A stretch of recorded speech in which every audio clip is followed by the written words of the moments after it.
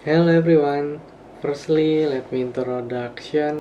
My name's Alberta Dityan Ramadan with identification number 44240818 from class 44.1C BSI University.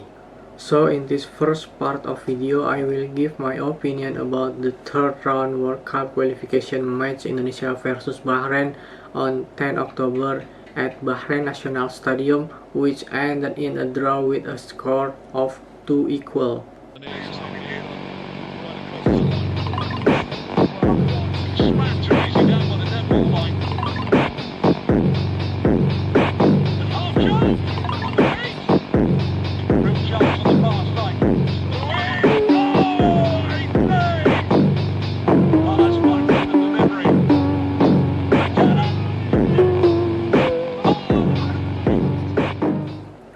As has been widespread in many domestic and foreign media, which highlighting the decision of referee Ahmed Al-Kaf from Oman, which is considered controversial and favor the home team Bahrain. On this near side. Flick. Mohamed Marhoud trying to get away from a game from the opposition and suddenly going onto the back foot.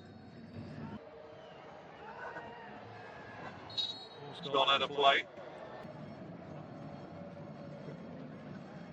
Minders.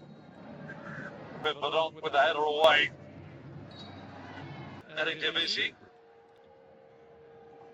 That's cap for him as concerned, you'd say. Foul. Lots of screaming. Because many violations are not worth giving to Indonesia, so it's very detrimental to our national team. Not only that, bro, even the extra time, which should only be plus 9 minutes, was transformed into plus 10 minutes, thus increasing Bahrain's chance of equalizing the scores. Barnes White with the delivery.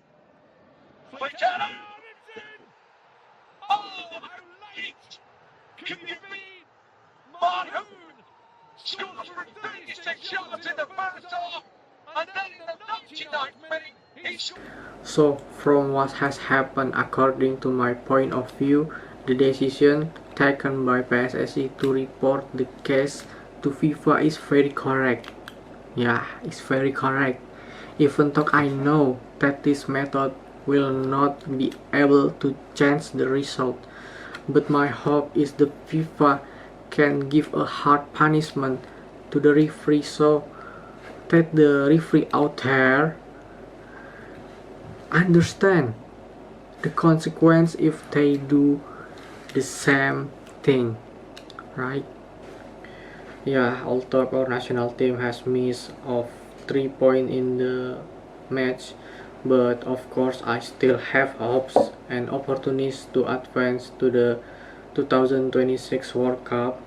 And although our duty as Indonesian citizens can only provide encouragement and prayers for our national team, but believe me, it is not in vain.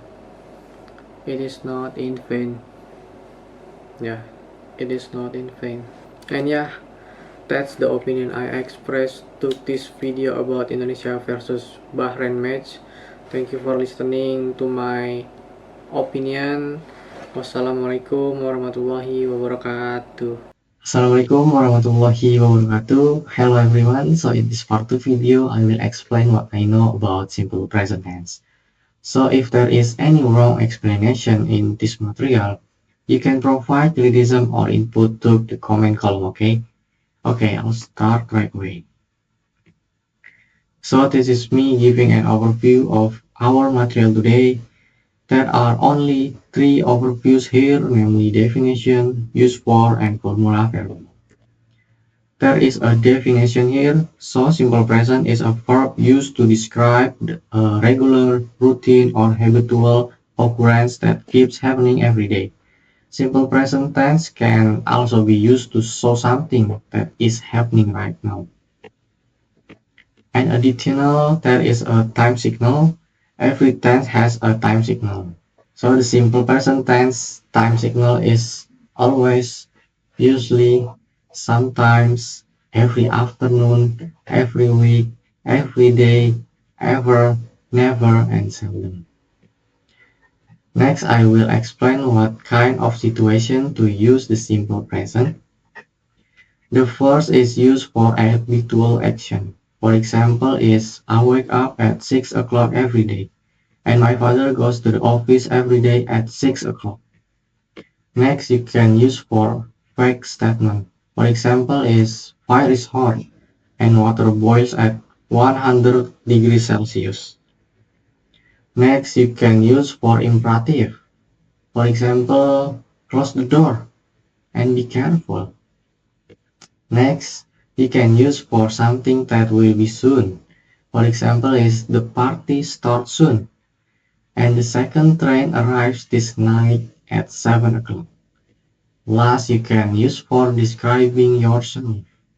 For example, is my name's Alberta and my school origins from Yadika 11 Jatirangga. So there are several formulas in the simple present tense, depending on the situation of the sentence itself, such as whether the sentence is negative, positive, or even interrogative. First, there are the formula for positive sentence. So the formula is subject plus verb 1 plus s or es and plus object.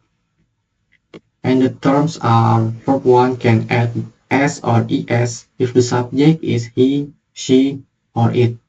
But if the subject is I, you, we, and they, then s or es is not needed. For example is he looks strong, she looks beautiful, and it makes me happy. Second, there is formula verbal for negative sentence, which is subject plus do or does plus not plus verb 1 and plus object. It here, verb 1 doesn't use er or es because there is a rich do or does auxiliary.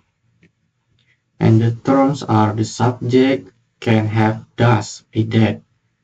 If the subject is he, she, or it, but if the subject is I, you, we, and they, then do can be added.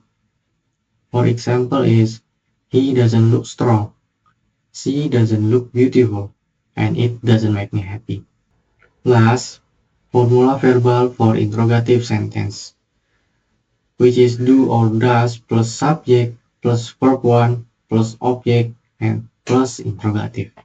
Yeah, here verb 1 is also doesn't use s or es because auxiliary. And the terms are do or does in this interrogative sentence mean something like whether. So the sentence has the context of asking. For example, is does he look strong? Does he look beautiful? And does it make me happy? Yeah, that's all the explanation from me.